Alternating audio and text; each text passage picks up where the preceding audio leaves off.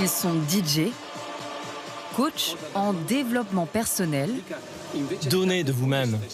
N'hésitent pas à montrer leurs biceps saillants et tatoués, leur silhouette avantageuse, quitte à frôler le péché d'orgueil, et se mettent en scène avec les créatures de Dieu et des réseaux sociaux. Ah, il mange les poils!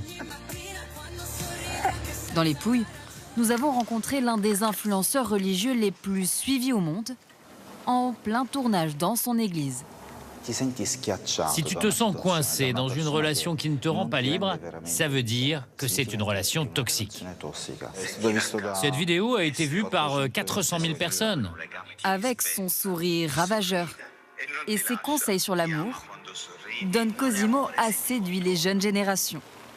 Sur Instagram, ils sont près d'1 demi-million à le suivre. Les jeunes de la paroisse m'ont dit de montrer mon visage sur les réseaux sociaux.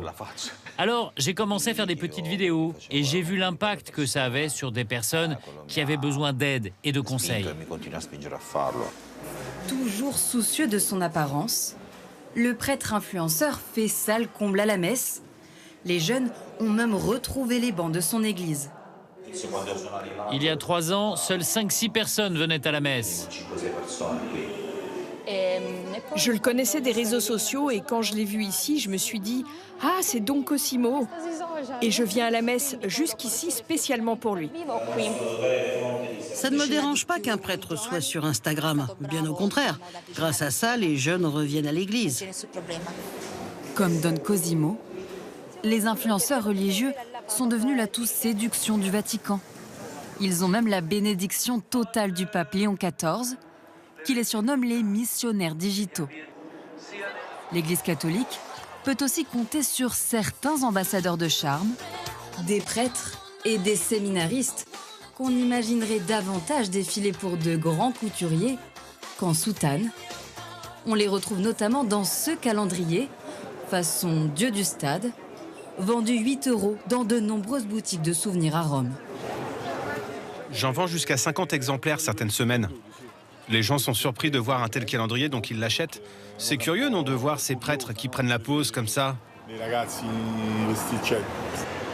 Un mélange des genres qui ne plaît pas à tout le monde. Vous en pensez quoi? On dirait des mannequins. C'est un peu bizarre au premier abord. Face au phénomène, l'Église a quand même posé certaines limites. Récemment, le diocèse de Milan a sanctionné un prêtre influenceur qui récoltait de l'argent pour sa paroisse en faisant la promotion de compléments alimentaires. Un cas isolé, car l'Église compte plus que jamais sur ses influenceurs religieux pour moderniser son image à travers le monde.